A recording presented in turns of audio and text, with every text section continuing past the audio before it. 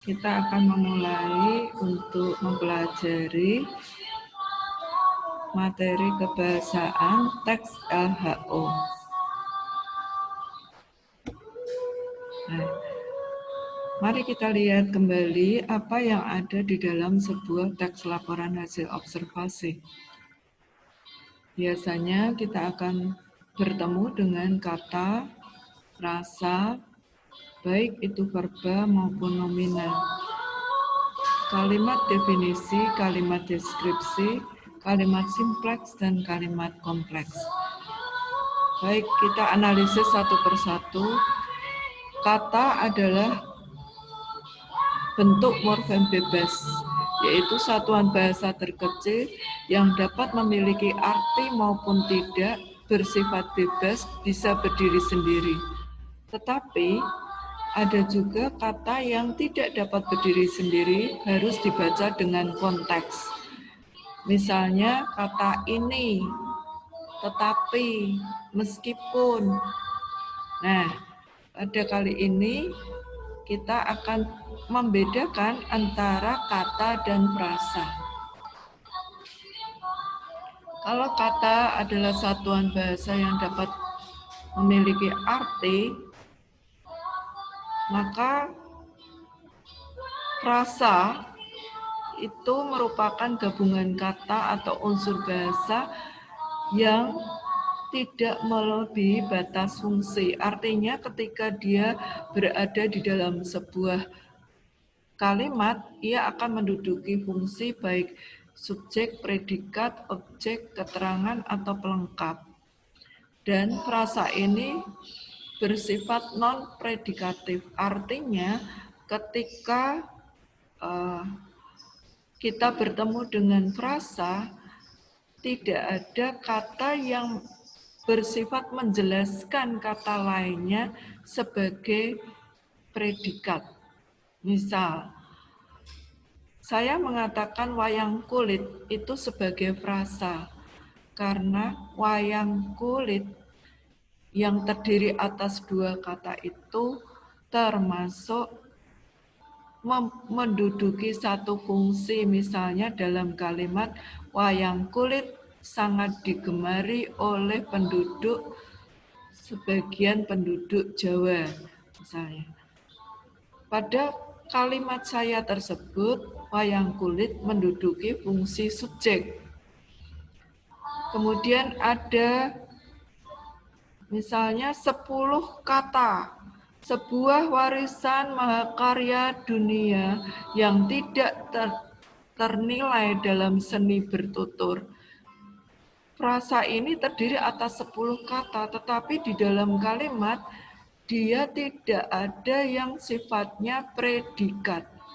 Artinya 10 kata ini hanya menduduki satu fungsi dalam kalimat. Bisa sebagai subjek, bisa juga sebagai objek, atau bahkan sebagai predikat. Mari kita lanjutkan dengan kelas kata. Kelas kata pada frasa itu bermacam-macam, tetapi ada dua frasa yang sering muncul di dalam teks LHO, yaitu frasa verbal dan frasa nominal. Frasa verbal adalah kelompok kata yang intinya adalah kata kerja. Misalnya pada bentukan tidak mengetahui, kata mengetahui adalah intinya. Mengetahui adalah kata kerja. Karena intinya adalah kata kerja, maka frasa ini disebut frasa verbal. Demikian juga pada sudah diambil, belum diselesaikan, yang intinya kata kerja, yaitu diambil dan diselesaikan.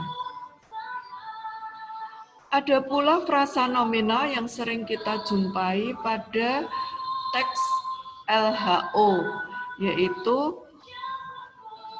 frasa yang intinya adalah kata benda atau nomina. Misalnya pada bentukan kerudung yang bagus, intinya adalah kerudung. Sehingga karena kerudung itu adalah nomina, Frasa ini disebut frasa nomina. Pada seni pertunjukan yang telah diakui dunia intinya adalah seni. Sehingga ketika seni itu berkategori atau kelas kata nomina, maka frasa seni pertunjukan yang telah diakui dunia disebut frasa nominal. Sedemikian juga pada frasa para pemuka agama. Pemuka itu intinya, pemuka adalah kata benda, sehingga para pemuka agama disebut frasa nominal. Mari kita lanjutkan dengan melihat afeksasi. Afeksasi ini terjadi juga pada teks LHO. Ya. Jadi ada proses pengimbuhan atau afeks yang ditempel kepada kata. Sehingga kata itu bisa berubah kelas katanya atau tidak.